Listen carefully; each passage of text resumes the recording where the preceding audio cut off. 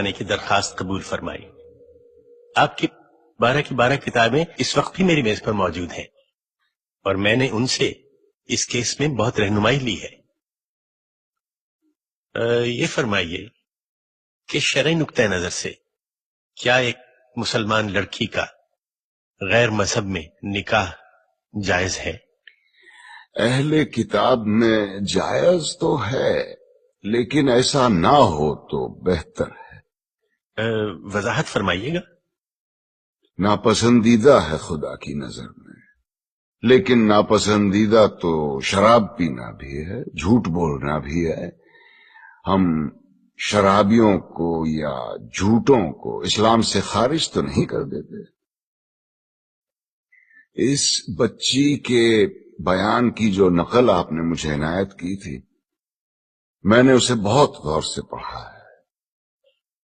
اس case میں تو جائز ناجائز کا سوال ہی پیدا نہیں ہوتا، کیونکہ یہ لڑکی تو مسلمان ہی نہیں ہے۔ کیا فرما رہے ہیں مولانا آپ؟ اس کے باپ کا نام حسین شاہ ہے، سید ہیں۔ بس کیا صرف نام مسلمانوں والا ہونا کافی ہے؟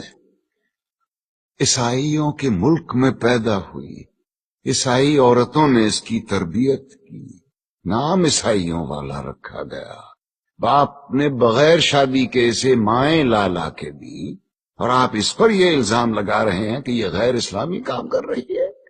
سبحان، یہ تو ویسا ہوا کہ کسی کے ڈاکٹر بننے سے پہلے آپ اس پر اعتراض کریں کہ اسے آپریشن کرنا نہیں آتا۔ تو آپ کے خیال میں قصوروار کون ہے؟ ایک ہیں اس بچی کے والد صاحب، اور دوسرے ہیں ایک محترم مولانا صاحب، جنہوں نے اسلام کی ایک نہایت غلط تصویر دکھا کے اس بچے کو جذباتی کیا اور اسے ثواب کا لالچ دے کے اس سے گناہ کروایا۔ گویا آپ یہ کہہ رہے ہیں کہ ایک باپ اپنی بیٹی کی شادی اپنی مرضی سے نہیں کر سکتا؟ صرف اپنی مرضی سے ہرگز نہیں۔ اور اسلام ایک لڑکی کو اپنی مرضی سے شادی کرنے کی اجازت دیتا ہے؟ اجازت؟ حق ہے اس کا، پیدائشی حق۔ حدیث کی کتاب کھول کے دیکھیے، ناسائی والیوم 2 چیپٹر کتاب النکاح ورق نمبر 403۔ نبی کریم صلی اللہ علیہ وسلم کے پاس ایک عورت آئی، کہنے لگی یا رسول اللہ، میرے والد نے مجھ سے پوچھے بغیر میری شادی کرا دی تھی، مجھے اپنا خاوند پسند نہیں ہے، میں کیا کروں؟ ایک لمحے کا توقف کیے بغیر آپ نے فرمایا میں ابھی تمہارا نکاح ختم کیے دیتا ہوں۔ وہ بولی بس رسول اللہ، مجھے طلاق نہیں چاہیے، میں صرف اپنا حق معلوم کرنا چاہتی تھی۔ حدیث کی دوسری کتاب کھولیے، بخاری شریف والیوم 3 چیپٹر کتاب النکاح ورق نمبر 94۔ خنسا بنت خزام کہتی ہیں میرے والد نے مجھ سے پوچھے بغیر میری شادی کرا دی، مجھے خاوند پسند نہیں تھا، میں رسول اللہ کے پاس گئی، انہوں نے فوراً وہ نکاح منسوخ کروا دیا۔ لیکن مولانا آپ یہ کیوں اپریشیٹ نہیں کر رہے ہیں کہ حسین شاہ نے کس مقصد کے تحت اپنی بیٹی کی شادی کی تھی؟ اور مولانا طاہری نے تو سرمد کو، جو کہ ایک ناچنے گانے والا، جینز پہننے والا مغرب زدہ نوجوان تھا، اسے اسلامی حلیے میں ڈھال کر ایک عاشق رسول بنا دیا۔ حلیہ؟ اسلامی حلیہ اور گانا بجانا یعنی موسیقی، دونوں بہت اہم موضوع چھیڑ دیے ہیں آپ نے۔ پہلے آئیے موسیقی کی طرف۔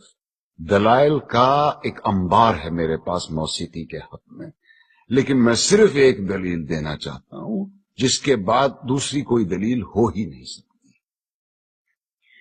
آپ یہ بتائیے کہ آج تک دنیا میں پیغمبر کتنے اتارے گئے؟ جی 1,24,000۔ اور ان 1,24,000 میں سے کتابیں کتنوں پہ نازل ہوئیں؟ جی صرف 4 پر۔ گویا یہ تو طے ہو گیا کہ یہ 4 باقی 1,23,996 پیغمبروں سے زیادہ برگزیدہ ہیں۔ بے شک ان 4 کو اللہ نے معجزے عطا کیے۔ حضور کا سب سے بڑا معجزہ قرآن شریف، موسیٰ کو اس قابل بنایا کہ وہ لاٹھی سے دریا کے 2 ٹکڑے کر دے، عیسیٰ کو یہ طاقت دی کہ وہ مردے کو دوبارہ زندہ کر دے، اور داؤد کو کیا دیا؟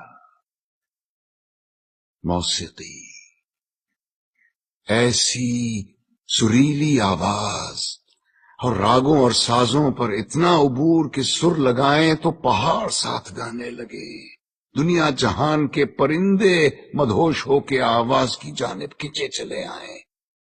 زبور اٹھا کے دیکھیے، یہ تک لکھا ہے کہ کن راگوں سے اور کن سازوں پہ گا کے حضرت داؤد الصلاۃ السلام نے خدا کی حمد و ثنا کی۔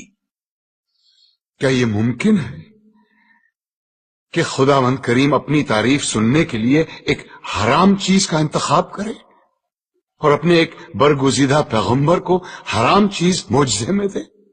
کیا یہ ممکن ہے کہ نبی کریم صلی اللہ علیہ وسلم موسیقی کو حرام بھی سمجھیں اور حضرت عائشہ رضی اللہ عنہا سے یہ بھی پوچھیں کہ برات جس قبیلے میں گئی ہے وہ انصار ہیں اور انصار موسیقی کے بہت رسیا ہوتے ہیں، کیا تم نے برات کے ساتھ کچھ گانے والیاں بھی بھیجی ہیں یا نہیں؟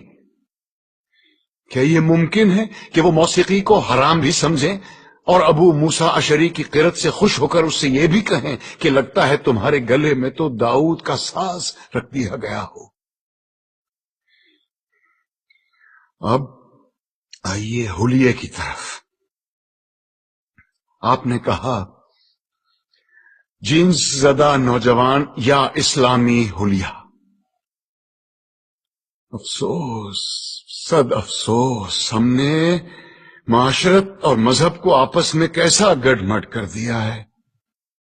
لباس کا تعلق معاشرت سے ہے، مذہب سے بالکل نہیں۔ یہ کیسے ممکن ہے کہ ایک ایسا دین جو بقول ہمارے ساری کائنات اور تمام زمانوں کے لیے اتارا گیا، وہ لباس کے لیے کسی ایک خاص یونیفارم پر اصرار کرے؟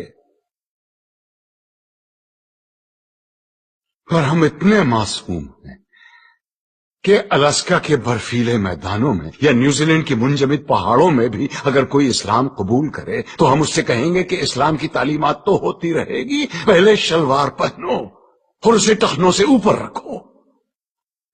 اور یہی رویہ ہمارا داڑھی کے سلسلے میں بھی ہے۔ لیکن داڑھی تو مولانا آپ نے بھی اتنی لمبی رکھی ہوئی ہے۔ الحمدللہ، مگر اپنی مرضی سے رکھی ہے، دین نے فرض نہیں کی مجھ پہ۔ دین میں داڑھی ہے، داڑھی میں دین نہیں۔ سنت موقدہ ہے، رسول اللہ کی تھی، جو عاشق رسول ہے وہی داڑھی رکھتے ہیں۔ بالکل درست فرمایا آپ نے، لیکن داڑھی عشق کا آغاز نہیں، انتہا ہے بیٹے۔ عشق جب انتہا کو چھوتا ہے تو عاشق کا جی چاہتا ہے کہ وہ بھی دکھنے میں اپنے محبوب جیسا بن جائے۔ کیا خوب کہا ہے کسی پنجابی صوفی شاعر نے، سیو نی مینو رانجھا آکھو، ہیر نہ آکھو کوئی۔ کہیں ہم غلطی تو نہیں کر رہے ہیں کہ عاشق کا پہلا قدم عشق کی آخری سیڑھی پہ رکھوا رہے ہیں؟ کیا وجہ ہے بیٹے کہ اتنے لمبی لمبی داڑھیوں والے 3-3 4-4 حج کیے ہوئے حاجی صاحبان اسمگلنگ کرتے یا جھوٹ بولتے عام نظر آتے ہیں؟ وجہ یہ ہے کہ مجھ جیسے ناسمجھ عالم سارا زور داڑھی رکھنے اور شلوار پہننے پر ہی دیتے ہیں۔ کہیں ہم غلطی سے عاشق رسول کے بجائے عاشق ابو جہل تو نہیں پیدا کر رہے ہیں؟ کیونکہ داڑھی تو ابو جہل کے بھی تھی، لباس بھی وہی تھا جو رسول اللہ زیب تن فرماتے تھے۔ ترتیب الٹی ہے بیٹے، پہلے ظاہر نہیں، پہلے باطن کو ٹھیک کرو۔ اندر آگ لگاؤ، باہر خود بخود آئے گی، ورنہ یہی ہوگا کہ لوگ حرام کی کمائی جیب میں ڈالے حلال گوشت کی دکان ڈھونڈتے پھر رہے ہوں گے۔ اسلام یا میوزک اور اسلام یا پتلون میں سے یا نکال دو۔ یہ مت بھولو کہ اس ملک میں اسلام کی سب سے زیادہ خدمت دو ایسے آدمیوں نے کی ہے جن کے داڑھی بھی نہیں تھی اور جو کوٹ پتلون پہنا کرتے تھے، محمد علی جناح اور علامہ اقبال۔ آج تم بڑے فخر کے ساتھ ان دونوں کے نام کے ساتھ رحمت اللہ علیہ لکھتے ہو۔ مقدمے کا فیصلہ کل سنایا جائے گا۔ It's Daddy.